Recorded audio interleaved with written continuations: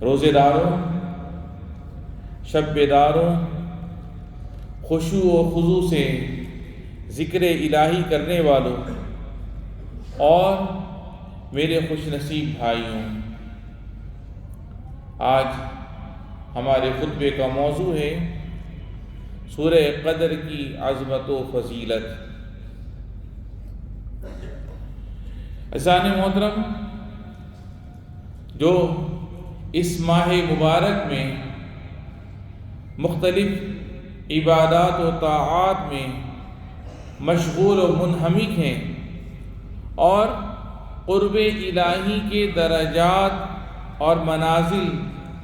طے کرتے جا رہے ہیں، آپ کے لیے خوشی کا مقام ہے اور آپ ہی کے لیے بشارت ہے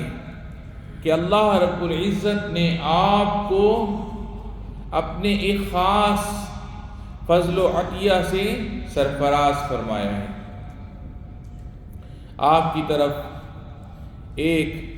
ذکر عظیم نازل فرمایا ہے کہ جس کے معنی میں غور و فکر کریں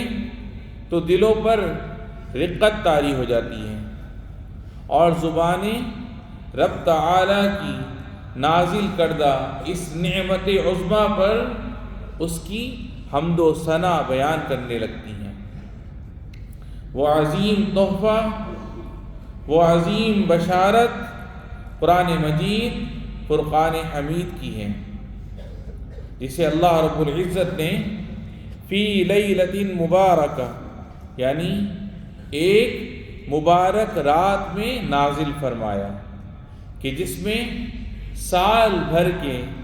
فیصلے لکھے جاتے ہیں، تقدیریں طے کی جاتی ہیں، احکام صادر ہوتے ہیں، رزق اور عمریں لکھی جاتی ہیں اور پورے سال کے تمام اعمال کا فیصلہ کر دیا جاتا ہے۔ جی ہاں، وہ مبارک رات شب قدر کی ہے، جس کی قدر و منزلت کے اظہار کے لیے اور اس کی شان و رفعت کے بیان کے لیے اللہ تعالی نے اسی رات یعنی لیلۃ القدر کے نام پر مستقل ایک سورت نازل فرمائی، جو اپنے حجم و آیات کے اعتبار سے تو بہت مختصر ہے مگر اپنے معنی و مفہوم میں بے انتہا عظیم ہے۔ یہ مبارک سورت دو عظیم صورتوں کے درمیان میں آتی ہے، چنانچہ اس سے پہلے سورہ علق ہے جس کی ابتدا اقرأ سے ہوتی ہے، جو وحی کے آغاز اور نزول قرآن کے ابتدا کی طرف اشارہ کرتی ہے، جبکہ اس کے بعد سورہ البینہ ہے جس میں وحی کے نور اور اس کی حجیت و دلیل کا اظہار ہے، اور ان دونوں صورتوں کے درمیان سورۃ القدر ہے جس میں وحی کے مقدس زمانے کا بیان ہے۔ بسم اللہ الرحمن الرحیم، انا انزلناہ فی لیلۃ القدر، بے شک ہم نے اس قرآن کو شب قدر میں نازل کیا ہے۔ تو میرے بھائیوں، غور فرمائیے کہ اس ایک آیت کریمہ میں اللہ رب العزت کی عظمت و جلال کی کتنی نشانیاں ہیں اور اس بابرکت رات کی کتنی فضیلتیں جمع ہو گئی ہیں کہ جس میں کتاب اللہ کا نزول ہوا ہے۔ کسی بزرگ کا قول ہے شب قدر وہ عظیم رات ہے کہ جس میں قدر و منزلت والی کتاب قدر و منزلت والے فرشتے کے ذریعے قدر و منزلت والے نبی پر نازل ہوئی۔ سبحان اللہ۔ اللہ کے نیک بندوں، ذرا غور فرمائیے کہ کیسے اللہ رب العزت نے سورہ قدر میں 3 مرتبہ لیلۃ القدر کا ذکر فرمایا ہے تاکہ سماعتیں اس کی عظمت شان کی جانب متوجہ ہو جائیں اور دلوں میں اس کی قدر و ہیبت بیٹھ جائے۔ چنانچہ دوسری آیت کریمہ استفہامی اور سوالیہ انداز میں پیش کی تاکہ وہ دلوں کو جھنجھوڑے اور عقلوں کو بیدار کرے۔ ارشاد باری تعالیٰ ہے وَمَا أَدْرَاكَ مَا لَيْلَةُ الْقَدْرِ، اور تمہیں کیا معلوم کہ شب قدر کیا چیز ہے۔ میرے بھائیوں، یہ اس بات کا اعلان ہے کہ اس رات کی اصل قدر و منزلت سوچ و تصور سے کہیں زیادہ ہے، اور انسان اس کی فضیلت کا مکمل ادراک کرنے سے قاصر ہے۔ اس لیے اس سوال کا جواب خود باری تعالیٰ نے ارشاد فرمایا لیلۃ القدر خیر من الف شہر، یعنی شب قدر 1000 مہینوں سے بھی بہتر ہے۔ یہ نہیں فرمایا کہ 1000 مہینوں کے برابر ہے، بلکہ فرمایا کہ 1000 مہینوں سے بھی بہتر ہے۔ اس میں یہ اشارہ ہے کہ اس رات کی فضیلت انسانی پیمانوں کی حدود و قیود سے آزاد ہے۔ چنانچہ یہ وہ مبارک رات ہے جس میں عبادت کا ثواب طویل عمر کی عبادتوں سے بھی کہیں زیادہ ہوتا ہے۔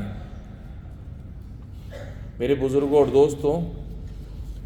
تو مبارک ہو اس شخص کو جسے اللہ رب العزت اس رات میں قیام کرنے والوں کی صفوں میں خشوع و خضوع کے ساتھ کھڑا پائے، یا دعا کرنے والوں کے ساتھ اس کی عاجزانہ دعا اور صدا سنے، یا صدقہ و خیرات کرنے والے نیک لوگوں میں اسے سبقت کرتا ہوا دیکھیں۔ لہٰذا میرے بھائیوں، چستی پکڑیے اور نبی کریم صلی اللہ علیہ وسلم کی سنت کی پیروی کرتے ہوئے پورے آخری عشرے کو غنیمت جانیے۔ آپ صلی اللہ علیہ وسلم کا ارشاد پاک ہے کان صلی اللہ علیہ وسلم اذا دخل العشر شد منزرہ واحیا لیلہ وایقظ اہلہ، یعنی جب رمضان کا آخری عشرہ آتا تو رسول اللہ صلی اللہ علیہ وسلم عبادت کے لیے کمر کس لیتے، خود بھی شب بیداری فرماتے اور اپنے گھر والوں کو بھی اس کے لیے جگاتے، اور طاق راتوں میں خصوصی طور پر عبادات و اعمال صالحہ کی کوشش کریں، کیونکہ نبی کریم صاحب خلق عظیم صلی اللہ علیہ وسلم کا ارشاد مبارک ہے تحروا لیلۃ القدر فی الوتر من العشر الاواخر من رمضان، یعنی شب قدر کو رمضان کے آخری عشرے کی طاق راتوں میں تلاش کرو۔ لہذا طاق راتوں میں بالخصوص عبادات کا اہتمام کیجیے تاکہ آپ اس عظیم رات کے ثواب سے محروم نہ رہیں۔ نبی مکرم رسول معظم صلی اللہ علیہ وسلم کے ارشاد مبارک ہے من حرم خیرہا فقد حرم، جو اس رات کے خیر سے محروم رہا تو وہ بس محروم ہی رہا۔ تو میرے بھائیوں، اسے محرومی کیوں کرنا جانے جبکہ اس بابرکت رات میں جوق در جوق آسمان سے فرشتوں کا نزول ہوتا ہے، جن کے درمیان حضرت جبرائیل علیہ السلام جلوہ افروز ہوتے ہیں۔ ارشاد رب قدیر ہے تنزل الملائکۃ والروح فیہا بإذن ربہم من کل امر، یعنی اس میں فرشتے اور روح اپنے پروردگار کی اجازت سے ہر کام کے لیے اترتے ہیں۔ اور آپ صلی اللہ علیہ وسلم کا ارشاد ذی وقار ہے وَإِنَّ الْمَلَائِكَةَ تِلْكَ اللَّيْلَةَ أَكْثَرُ فِي الْأَرْضِ مِنْ عَدَدِ الْحَصَى، اور اس رات میں فرشتے کنکریوں کی تعداد سے بھی زیادہ ہوتے ہیں۔ سبحان اللہ۔ چنانچہ وہ مومن بندوں کو سلام کرتے ہیں، عبادت گزاروں کی دعاؤں پر آمین کہتے ہیں، تو خوشخبری اس کے لیے جو اس رات میں رب تعالیٰ کی رضا کے لیے قیام کرے۔ نبی کریم صلی اللہ علیہ وسلم کے اس قول کو پیش نظر رکھتے ہوئے من قام لیلۃ القدر ایمانا واحتسابا غفر له ما تقدم من ذنبه، یعنی جس نے شب قدر میں ایمان کی حالت میں اور ثواب کی نیت سے قیام کیا، اس کے پچھلے تمام گناہ معاف کر دیے گئے۔ سبحان اللہ۔ اور کیا ہی سعادت ہے اس شخص کی جسے اس رات وہ دعا ورد زبان بنانے کی توفیق مل جائے جو آپ صلی اللہ علیہ وسلم نے ام المؤمنین سیدہ عائشہ صدیقہ رضی اللہ عنہا کو اس وقت سکھائی تھی جب انہوں نے آپ صلی اللہ علیہ وسلم سے پوچھا تھا، اے اللہ کے رسول صلی اللہ علیہ وسلم، ذرا بتائیے کہ اگر مجھے شب قدر کا پتہ چل جائے تو مجھے اس میں کون سی دعا مانگنی چاہیے؟ تو آپ صلی اللہ علیہ وسلم نے ارشاد فرمایا، قولی اللہم انک عفو تحب العفو فاعف عنی، یعنی یہ دعا پڑھنا، اے اللہ تو معاف کرنے والا ہے، معاف کرنے کو پسند کرتا ہے، سو مجھے معاف فرما دے۔ یا ایھا الذین آمنوا اطیعوا اللہ واطیعوا الرسول واولی الامر منکم، اقول قولی ھذا واستغفر اللہ لی ولکم فاستغفروہ۔ الحمد للہ وحدہ والصلاة والسلام علی من لا نبی بعدہ، اما بعد۔ روزے دار بھائیوں، اس سورت کے اختتام میں اللہ رب العزت کا فرمان ہے، سلام ہی حتی مطلع الفجر، یعنی وہ رات سراپا سلامتی ہے فجر کے طلوع ہونے تک۔ جی ہاں میرے بھائیوں، یہ رات سراپا سلامتی ہے جو دلوں میں سما جاتی ہے اور انہیں سکون و اطمینان بخشتی ہے اور ساری زمین کو اپنی آغوش امان میں لے لیتی ہے اور اس پر امن و سلامتی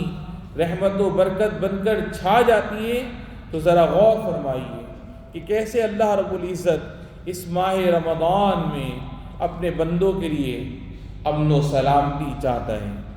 اور کیسے ان کے لیے راحت و سکون کے اسباب مہیا کرتا ہے، لیکن یہ دشمنان اسلام، یہ دشمنان امن، ظلم و جبر کے خوگر رب تعالیٰ کے احکامات کی کھلی خلاف ورزی کرنے والے ہیں۔ وَيُفْسِدُونَ فِي الْأَرْضِ، اور یہی لوگ ہیں جو زمین میں فساد مچاتے ہیں،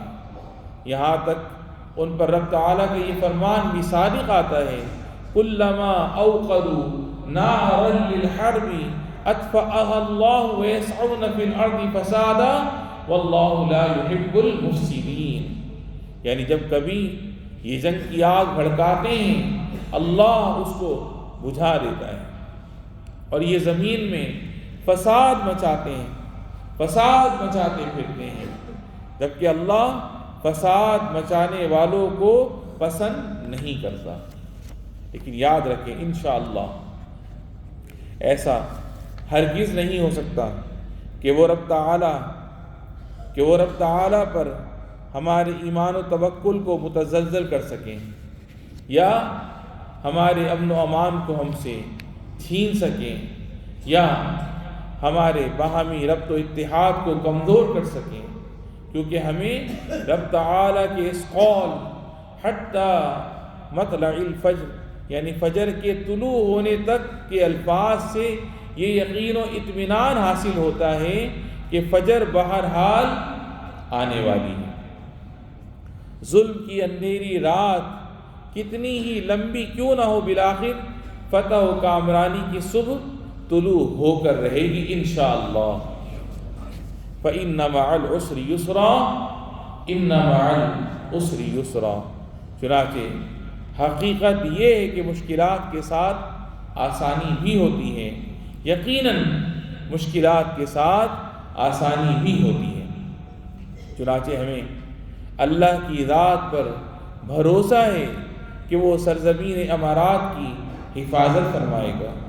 اور دنیا بھر میں پھیلی اس کی خیرات و عطیات کی بدولت اسے سربلند کرے گا۔ نبی کریم صلی اللہ علیہ وسلم کا یہ فرمان صادق آنے کی وجہ سے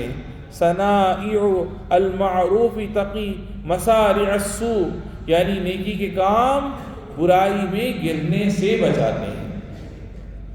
چنانچہ اس وطن کے دستے سخا ہر دور و قریب کے لیے کھلے ہیں۔ لوگوں کی مدد و نصرت یہاں کے لوگوں کی پہچان ہے، محتاجوں اور ضرورت مندوں کی اعانت ان کا شیوا ہے۔ چنانچہ وہ کارہائے خیر جن کا ہم شب و روز مشاہدہ کرتے ہیں، ان میں ایک اقدام خیر وہ مبارک مہم ہے جس کی سرپرستی صدر امارات سیدی صاحب السمو الشیخ محمد بن زائد حفظہ اللہ فرما رہے ہیں، جو الامارات لکفالت الایتام کے نام سے موسوم ہیں، یعنی یتیموں کے لیے مادر ملت فنڈ۔ یہ مہم ادارہ اوقاف ابوظبی کے ذریعے چل رہی ہے، لہٰذا اس کار خیر میں بھرپور حصہ لیجیے تاکہ آپ اپنے رب کے ہاں عظیم اجر و ثواب کے مستحق بنیں۔ علاوہ ازیں ان بابرکت ایام کو اپنی عبادات و طاعات سے معمور کیجیے۔ اس کے شب و روز ذکر الہی کی کثرت اور رب تعالی کے حضور عز و ندامت کے ساتھ دعائیں کرنے میں گزاریے، کیونکہ رب کریم نے آپ کو دعا کا حکم دیا ہے اور ساتھ ہی قبولیت کا وعدہ بھی فرمایا ہے۔ ارشاد باری تعالی ہے ادعونی استجب لکم، یعنی مجھے پکارو میں تمہاری دعائیں قبول کروں گا۔ اے رب کریم، ہم تیری بارگاہ میں دست دعا بلند کرتے ہیں۔ اے دعائیں سننے والے اللہ، ہمارے پیارے وطن امارات کی حفاظت فرما، اس کی قیادت و عوام کی حفاظت فرما، اس کی سرزمین پر بسنے والے ہر فرد کی حفاظت فرما، اس کی خشکیوں، پانیوں اور فضاؤں کی بھی ایسی حفاظت فرما جو تیری طاقت و قوت کے شایان شان ہو، اور اس کو ایسی فتح و کامرانی عطا فرما جو تیری قدرت تامہ اور تیرے مقام عظیم کی شاہکار ہو، اور اپنی خاص رحمت و عنایت اور نگہبانی میں اس کو شامل فرما۔ اے رب کریم، اس ارض پاک پر امن و امان، عزت و شان، فضل و احسان قائم و دائم فرما۔ یا اللہ، اسے ظالموں کے ظلم سے، دشمنوں اور کینہ پرور لوگوں کے شر سے محفوظ فرما۔ اے اللہ، انہیں ان کے جرائم کا بدلہ دے، ان کے برے اعمال اور خراب نیتوں کے مطابق ہی ان کے ساتھ معاملہ فرما، ان کی چالوں کو انہی کے گلے کا طوق بنا دے۔ اے رب العالمین، ہمارے ملک کی حفاظت فرما۔ اے اللہ، ہمارے وطن کے بہادر سپاہیوں اور فوجیوں کی حفاظت فرما، ان کے بازو مضبوط فرما، ان کے ارادوں کو پختہ فرما، ان کے نشان تیر بہدف فرما، انہیں اپنے اور ان کے دشمنوں پر غالب فرما، اور انہیں اجر و عظیم اور ثواب کثیر عطا فرما۔ اللہ رب العزت سے یہ بھی التجا رب العالمین ہمیں، ہمارے والدین، بہن بھائی، بیوی بچوں کو صحت و سلامتی اور عافیت والی زندگی نصیب فرما، اور جن کے والدین اور بہن بھائیوں میں سے جو بھی تیری بارگاہ میں چلے گئے رب العالمین، ان سب کی بے حساب بخشش و مغفرت فرما۔ اللہم صلی وسلم علی سیدنا و نبینا محمد وعلی آلہ وصحبہ اجمعین، وارض اللہم عن ابی بکر وعمر وعثمان وعلی وعن سائر الصحابة الأكرمين۔ اللهم تقبل منا الصيام والقيام وتلاوة القرآن وأعنا على طاعتك يا رحمن۔